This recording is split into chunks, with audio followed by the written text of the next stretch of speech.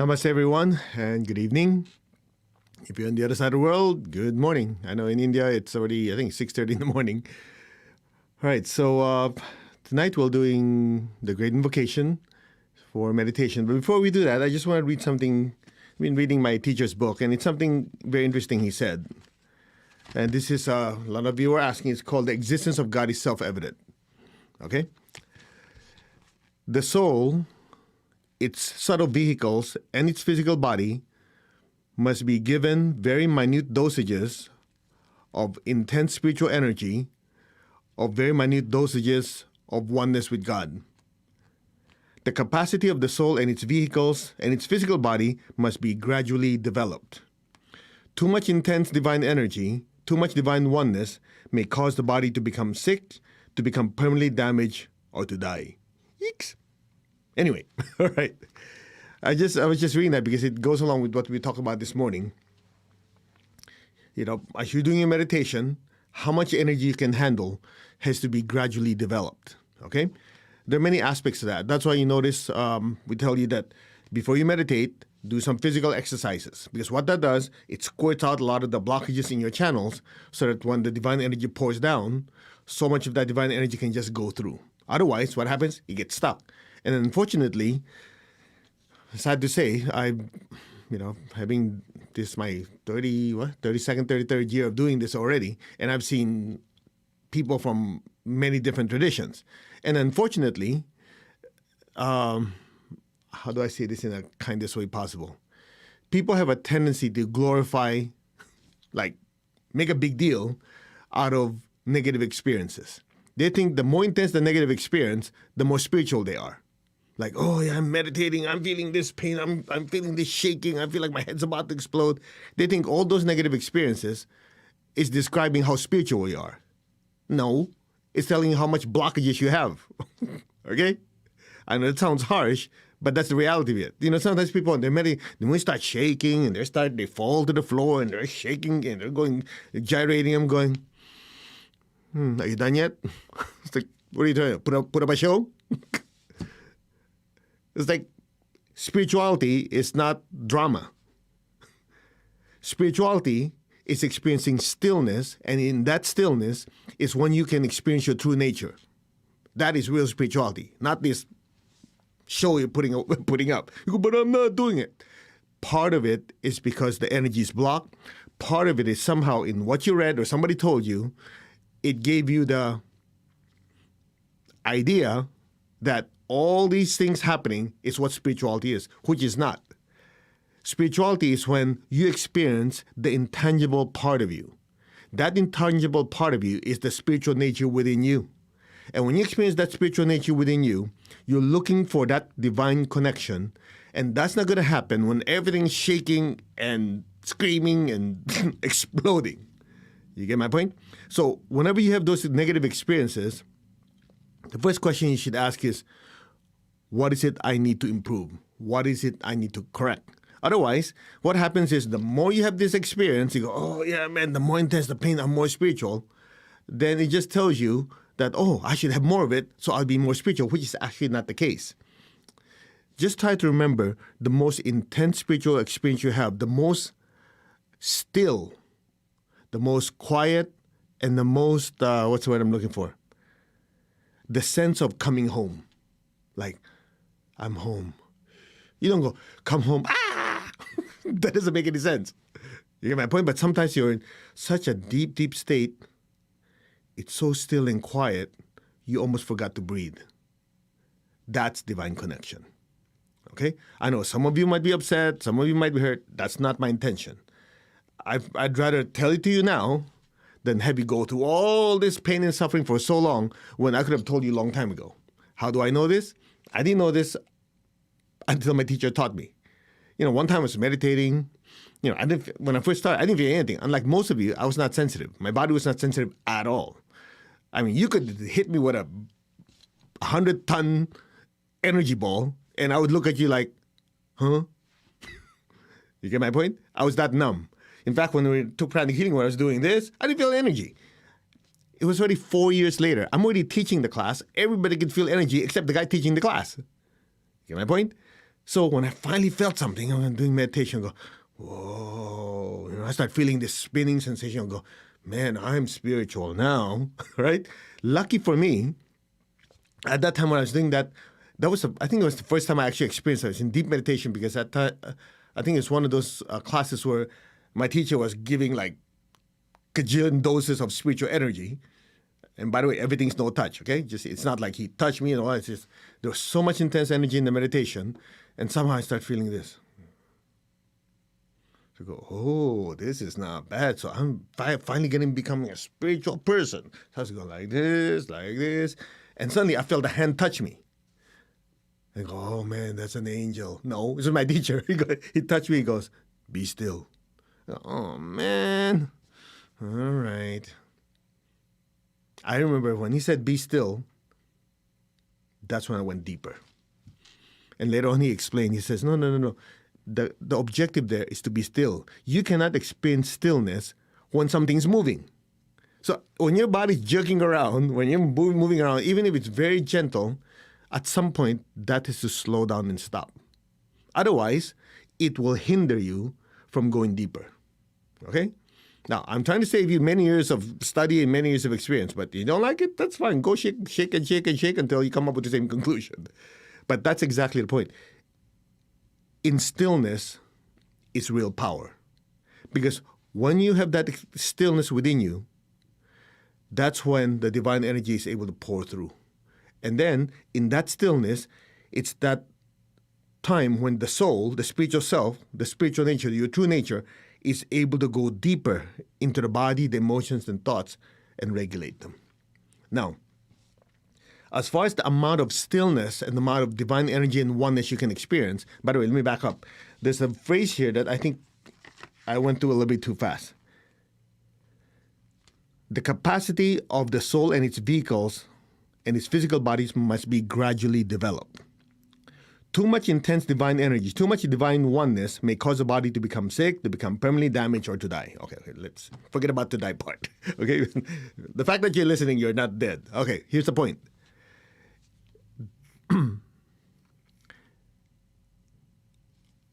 How do I explain this without Okay. It is only through that stillness that you're able to experience deep oneness. And when you experience that deep oneness, that's when you become more still. Are you getting this? Let's do this again. When you experience that stillness, that's a manifestation of that oneness happening. And as you experience that oneness, that's when the divine energy pours down even more, then allows you to become more still. One feeds the other. Okay? Now, here's the problem. When the body, the emotions, and thoughts cannot withstand it, it's just like you drink, a glass of water. That's good. But if somebody took a 5-gallon tank and shoved it down your mouth and go drink, your body and your vehicles get overwhelmed. Make sense? That's why gradual increase in the capacity of your body, the emotions, and thoughts to handle this energy has to be done over a period of time and through proper technique. So, number one, let's do this again, is you start with meditation on a regular basis. Let me just turn this phone off. Okay. When you do your meditation, you want to do it consistently. The consistent meditation, like a routine, like we're doing now, 6 times a week, right?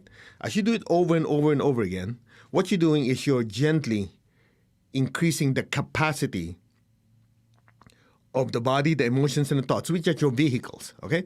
When you say the vehicles, we covered this so many times. Just imagine the spiritual being that is you puts on this human suit, this physical body, this emotional body, or called the astral body and mental body. So the soul is entering the body, the emotions, and the thought. That's why it's called anima in Italian, to animate the body, the emotions, and the thoughts. But in order to animate it, it's just like basically the body is like a balloon where the air is the soul going in. So when the spiritual self goes in and the energy is too intense, the body cannot handle it. That's why it breaks down. Make sense?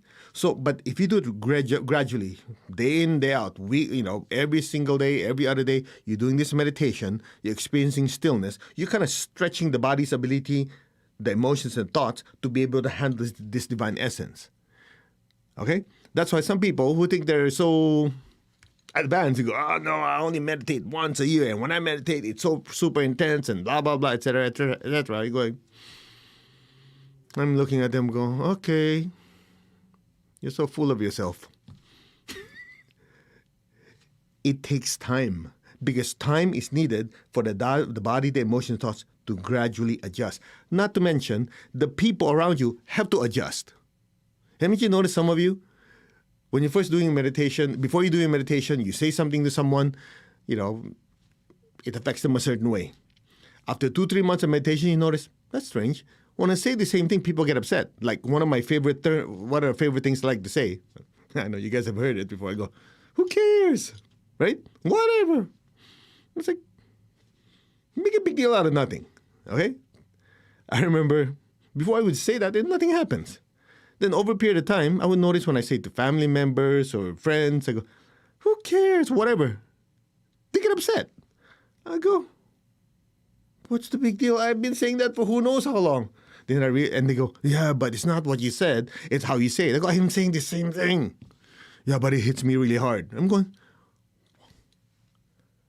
And then I realized after my teacher explained, he said, no, you don't understand. Before you do intense meditation, your chakras is a certain size, like a speaker, in your stereo, a certain size of a speaker. When you do intense meditation, your energy body increases in size. Your chakras go from whatever size it is to double or triple. So even though you're saying the same thing, it hits them like that. I go, oh. Because you say, who cares? I don't mean anything, but they feel like, you just insulted me. Get the idea? So you have to adjust. Your body have to adjust. The people around you have to adjust. And so when you do your meditation gradually and consistently, guess what happens? You're adjusting, and the people around you are adjusting. Make sense? Now, so just to go back to the basics, just in case some of you who are just joining us, you do your physical exercise before to just do some cleansing of the energy channels and also make your body more pliable. So when you meditate, you're not sitting and go, oh, my body is so stiff. Make sense? Then, of course, this in our Hatha Yoga, we have certain breathing exercises that we do, but here it's not expected. So you do physical exercises, you do your meditation. After meditation, we always release excess energy by blessing. This is very, very important. In other traditions, I have yet to see it. Because in many traditions, at least the ones I've seen, they're always afraid to lose energy. Look, you're swimming in an ocean of energy. How could you lose energy? It doesn't make any sense. It's just like you're swimming in the ocean. You go, oh, I don't know, I might not have enough water. Get the idea? You're swimming in an ocean of energy. So what happens is when you do your meditation, a certain frequency of energy is within your system. And if your body is having difficulty adjusting to it, okay, how do I explain this? When you do meditation twin hearts, like the one we usually do in the morning, if your inner aura is about 6 inches to a foot, okay, in pranic healing, we always scan it. We sit over there, you actually scan it to measure it, okay? So let's say it's 6 inches to a foot. When you do meditation twin hearts, the inner aura expands at least 30 to 40 feet. What is that? 10 meters or more when you do that meditation. You don't feel it because it's not like a sledgehammer energy. It's very gentle. It's very subtle. So you just feel like this inner peace. But you can feel like it's almost like your aura is breathing. That's why some of you in meditation, you almost feel like, that's strange. My body's here, but I could almost feel something out there. Because your aura, your energy field, interpenetrates your body and extends beyond your body. So when you do meditation twin hearts, so much energy is generated. If you don't release the excess energy, at some point, all that excess energy sits on you. And at some point, guess what? You don't feel like doing anything. Yeah, I'm so tired. No, you're not. What it is you're congested. Overdose. Make sense? That's why releasing excess, that's why I always emphasize the word excess energy. So when you release excess energy, whatever your body cannot absorb, you bless it out. And you just throw it out. It's good energy. So you bless your projects, bless your family. So not only do you get to help yourself by releasing excess energy, you generate good karma and you help other people. What else do you want? Then afterwards, you do physical exercises, because when you do physical exercises, whatever, let's just say lower frequency or dirty energy or lower energies that your body is trying to release, if it does not completely release out of your aura, by doing exercise and exertion, it's squirted out. Okay, I'll prove it to you. Just to give you an idea, put your hand like this. Okay, go like this. Oop, make sure the camera can see it. All right, ready? Follow me.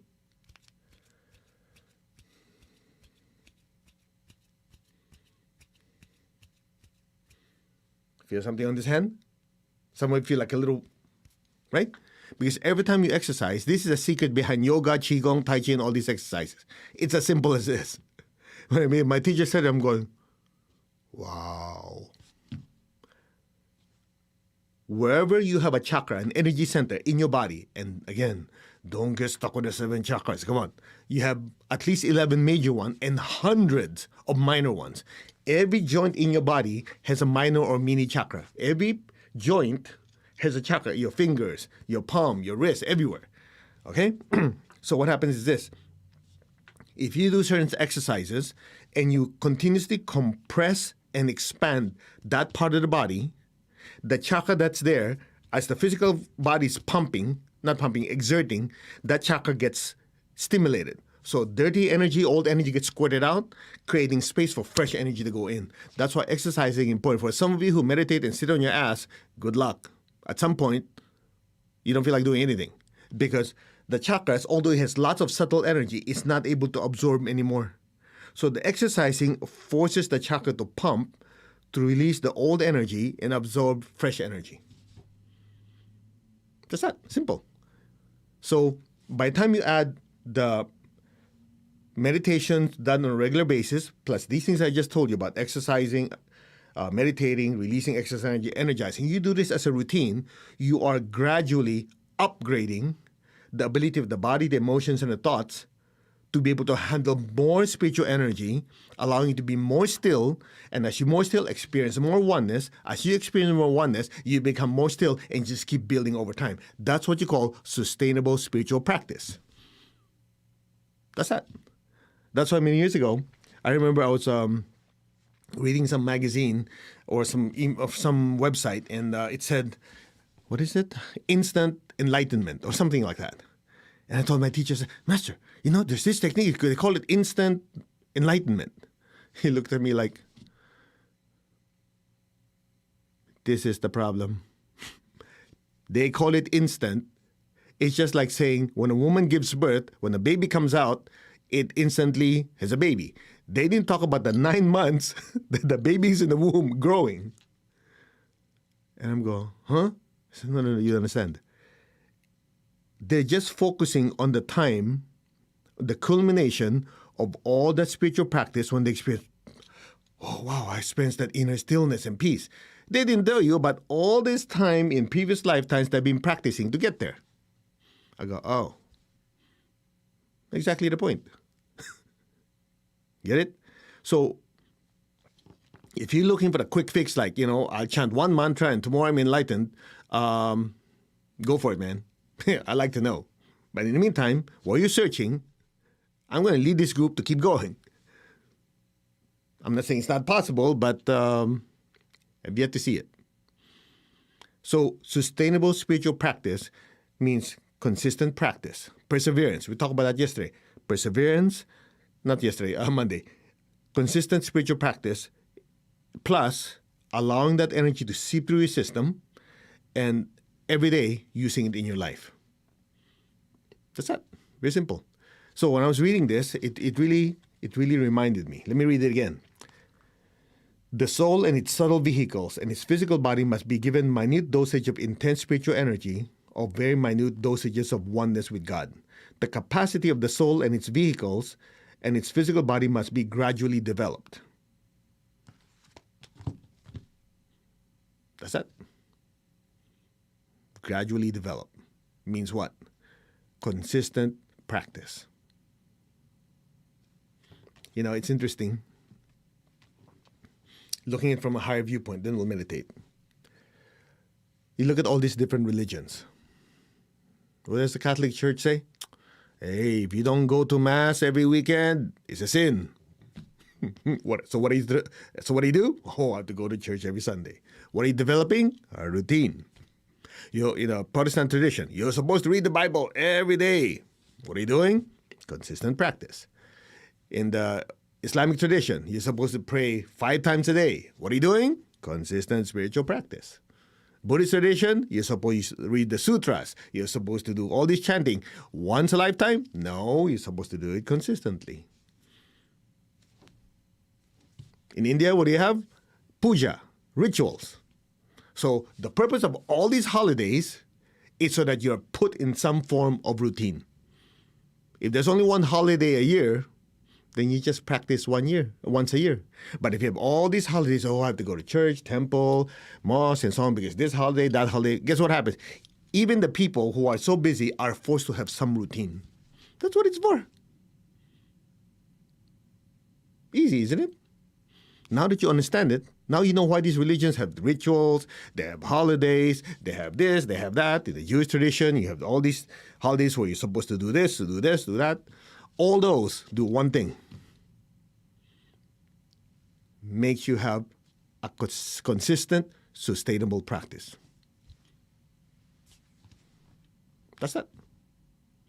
Once you can penetrate and understand the essence, you go, oh, that's what it's for. Then you have certainty. When I'm practicing, this is what I'm accomplishing. Now, the question is, how come these religions have all these rules and regulations? Because you're dealing with everyday people who do not understand the essence of what spiritual practice is, so they have to give them a structure that forces them to practice. And if you don't practice, there's penalty. Because without penalty, it cannot be enforceable. Then people say, oh, I'm supposed to go to the Mass once a week, but I don't feel like it. They go, oh, it's a sin. Okay, I'll do it. Get the point?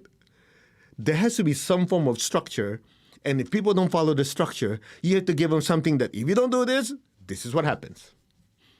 Now, in you guys, assuming you understand what I'm trying to say, not getting offended, you should not do something because you're afraid of something. You should do the practice because you want to spiritually develop.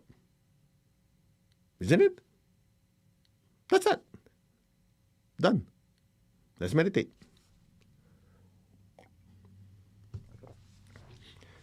To the Divine Supreme God, Divine Father, Divine Mother, to all the spiritual elders, holy masters, saints, archangels, holy angels, and spiritual helpers.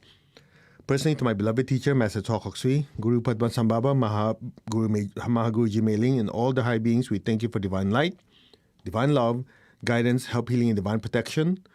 Thank you for blessing us with a loving heart, an intelligent mind, and a powerful will, that we may be of service to others. We thank you in full faith, and so it is. All right, you guys ready? Put your hands like this. We'll do the I am affirmation as taught to us by my teacher, Grandmaster Chokok Sui. Put your gentle attention on your crown. Okay, stop typing. It's hard to type and practice at the same time. Put your attention on your crown. I am that I am. I am. Not the body, not the emotions, not the thoughts, not even the mind. I am the soul. A spiritual being of divine intelligence, divine love, divine power. I am that. I am one and connected to my higher soul. I am connected and one to the divine spark within me, the divine spirit within me. I am a child of God. I am one with God. I am one with all. Separation is an illusion. There is only oneness. I am one with God. I am one with all. I am that. Be still.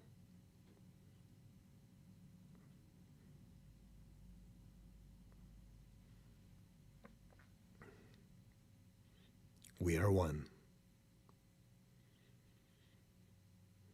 Now imagine all of us as beings of light inside the big bright sun looking out into the solar system. Look at Mother Earth. Open your hands in blessing. Say, we are one. Let's chant Om to open up the energy portal. Om. Om. Om.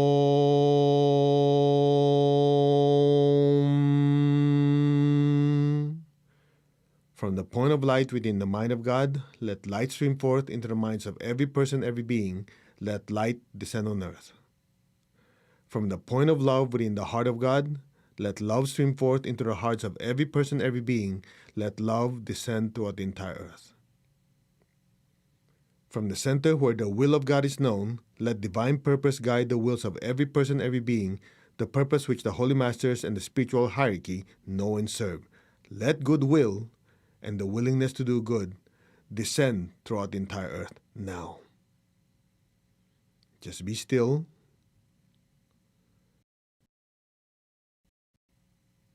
Allow divine love, divine intelligence, and divine willpower to flow through us, blessing every person, every being on earth.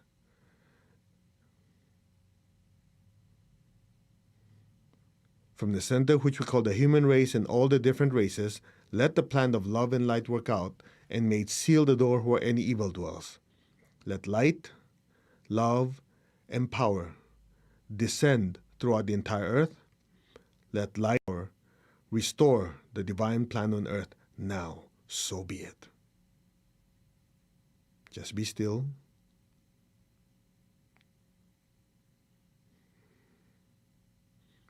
Again, be aware of the area between your eyebrows. From the point of light within the mind of God, let light stream forth into the minds of every person, every being. Let light descend on earth. From the point of love within the heart of God, be aware of your forehead. From the point of love within the heart of God, let love stream forth into the hearts of every person, every being. Let love descend on earth. Beware of your crown. From the center where the will of God is known, let divine purpose guide the wills of every person, every being, the purpose which the Holy Masters and the spiritual hierarchy know and serve.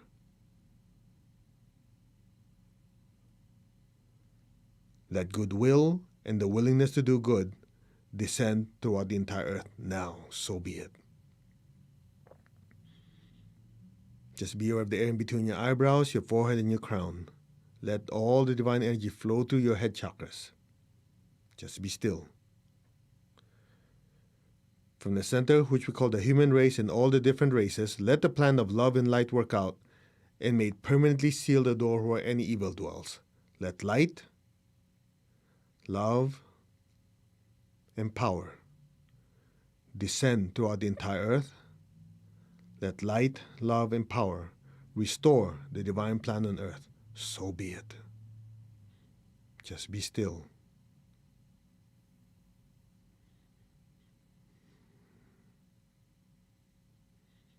Let all be blessed with divine intelligence, wisdom, understanding, discernment, and mental clarity. Let all be blessed with love, with peace, with sweetness, with kindness, with divine mercy and divine compassion for all. So it is. Let all be blessed with goodwill and the willingness to do good. Not just talking about it, intending it, but actually doing massive service to serve others. So be it. Just be still. Let the energy flow through.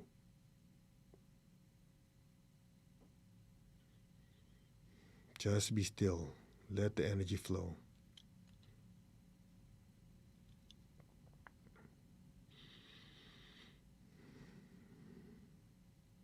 Maintain your stillness and awareness. Gently allow your consciousness and awareness to just float above your head and stay there. The rest will be done for you.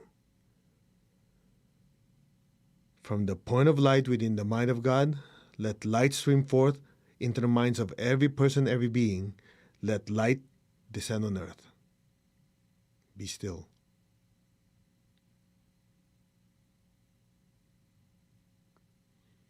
From the point of love within the heart of God, let love stream forth into the hearts of every person, every being. Let love descend throughout the entire earth.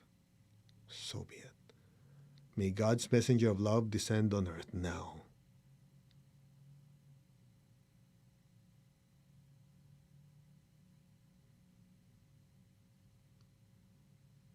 From the center where the will of God is known, let divine purpose guide the wills of every person, every being, the purpose which the Holy Masters and the spiritual hierarchy know and serve. Let goodwill and the willingness to do good descend throughout the entire earth now. So be it.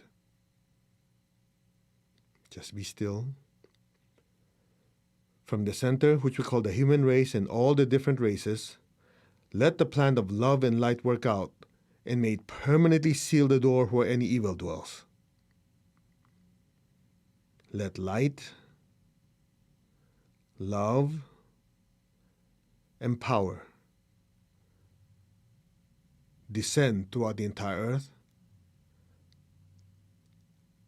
Let light, love, and power restore and manifest the divine plan on earth now. So be it. So be it. So it is. Om.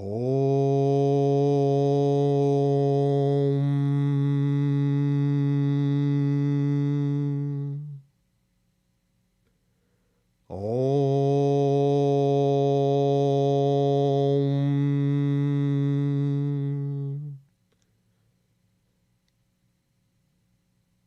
Om.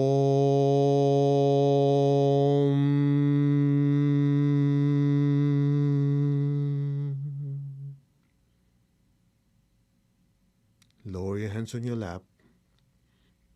Keep your tongue on your palate. Just be aware of the area above your head. Just stay there. Be still and let go. Now. Any sound, any noise you hear will just gently allow you to go deeper and deeper into that stillness. Let go and just let things be. Now.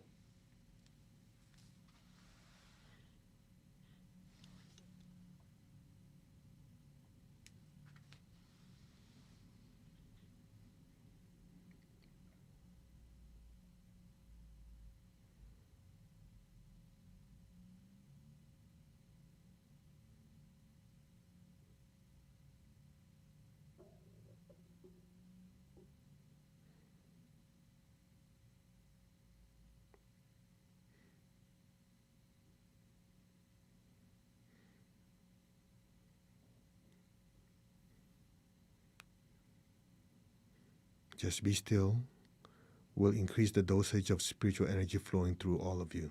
Just be still.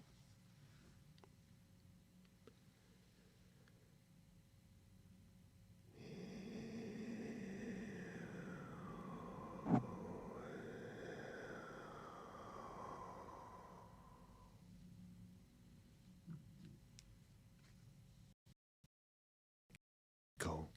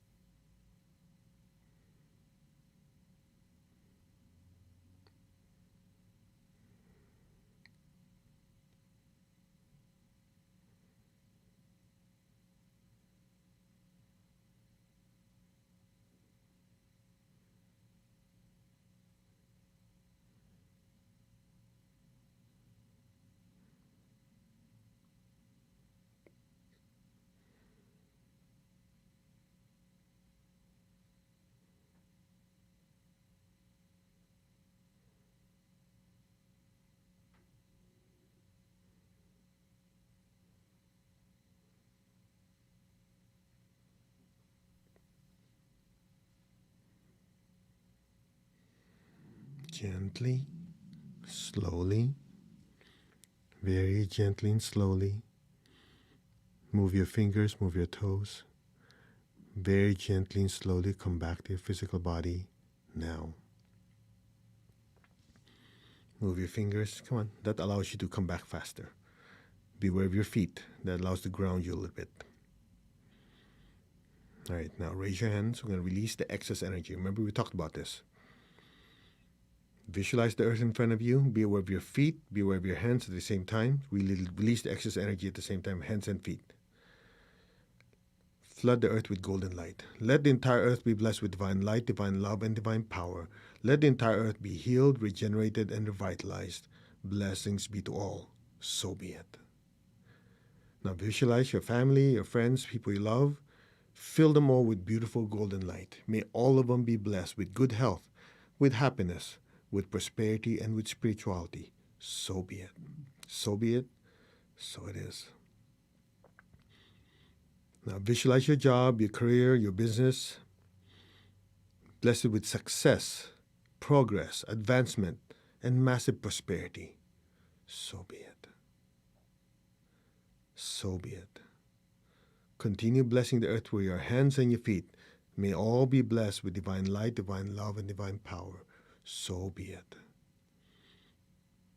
Any excess energy your bodies cannot absorb, use it to bless Mother Earth. So be it. So be it. And so it is. Let's give thanks to the Divine Supreme God, Divine Father, Mother, to all the spiritual elders, holy masters, saints, archangels, holy angels, and spiritual helpers. Personally, to my teacher, Master Tsokok Sui Mahago Jumeiling, thank you. Thank you all for the blessings, the guidance, help, and protection. In full faith, so be it. All right. So I think most of you, even if you're not super sensitive, would have felt that energy. Even I felt something. So, okay. So what we're done, after we're done, you're going to do your physical exercises to assimilate all that spiritual energy. Yeah. Now, one thing that I probably did not cover earlier, the importance of having a community. Okay. Now, in the Buddhist tradition, it talks about the 3 jewels, the 3 baskets, the 3, whatever container you want to call it. And that is, they say Buddha, the Lord Buddha, the Dharma, and the Sangha. Okay? And these 3 are the 3 components that are extremely important in order for a spiritual movement to keep going. So the way to understand is the Lord Buddha is the teacher, the source of the teaching. The Dharma basically is the teachings and the way the teachings are going to be practiced.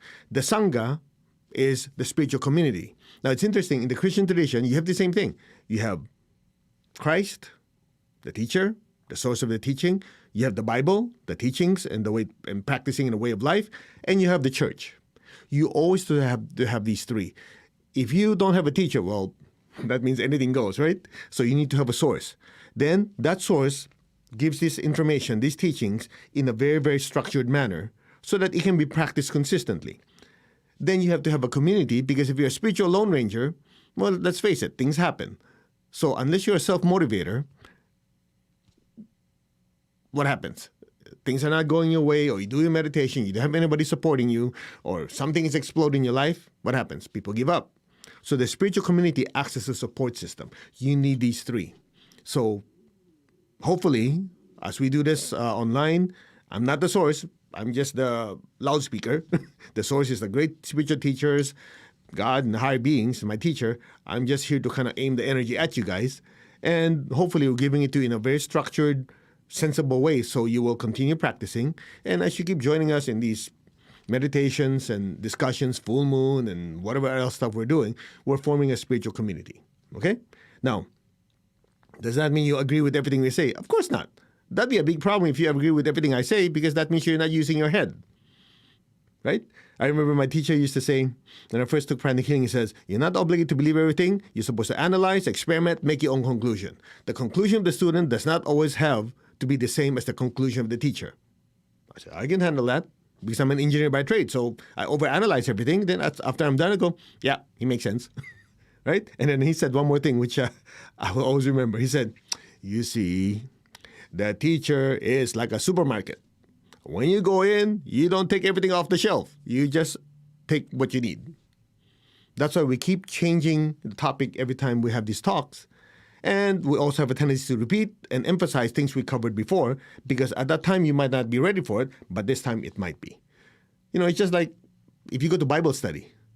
You're supposed to go to the Bible cover to cover. Hello, the words have not changed. Even if you read the Bible 1,000 times, the words don't change.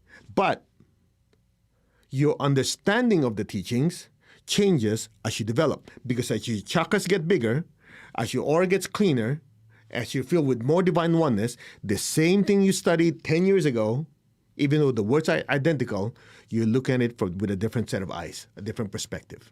Not to mention, before we get on this spiritual path seriously, we are run by our thoughts, our emotions, and our bodies, right? As you practice spirituality, you get to experience who you are, the spiritual self, the mover of the body, the feeler of the feelings, and the thinker of the thoughts as the soul. Then you're looking at the same spiritual teachings from a viewpoint that is detached from the body, the emotions and thoughts and its opinions and tendencies. You see things clearly. And later on, you see in a higher perspective.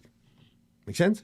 So that's why consistent spiritual practice is important. You're allowing the body, the emotions, and the thoughts to gradually adjust to the spiritual self's presence in your vehicles. That's it. Very simple. Okay? I hope you learned something from this. I know I was a little harsh earlier. I've heard people say, "Yeah, you're too harsh." I tell them, get over it. Can't handle it? Go find another teacher. Because if I sugarcoat everything, you're wasting your time. My teacher never sugarcoated with me. He just told me like it is. Like this, therefore like this. When I screw up, he said, "You screwed up." I'd rather have that than someone, "It's okay, you're a total screw up, but it's okay, keep screwing up." Then that's not a teacher, that's an enabler. Make sense? So, anyway, if you get a chance, wherever you are in the world, if you have a panic healing center, they have this book, Existence of God is Self-Evident. It's quite powerful. It's only, it's not very thick. It's just like a set of teachings that he wrote before he left. It's like a summary, and it's very, very powerful. So what we'll do in the next few months, we'll just picking verses from the Bible, hopefully in context I'm doing this, and then we'll put it in a way that allows us to serve you better. I like this. By giving and sharing generously, one will be blessed with great abundance and prosperity. By giving and sharing generously, one is actually giving to oneself many, many times. The positive karmic effect will inevitably manifest. Ooh. Okay, anyway, namaste everyone. You all have a wonderful evening or day wherever you are, and we will see you Friday. Remember, Friday is Emotional Healing Day, and we're going to do something slightly different on Friday, so make sure you have your saltwater bucket to put your feet in, because you're going to be releasing a lot of crap. Is that encouragement or what?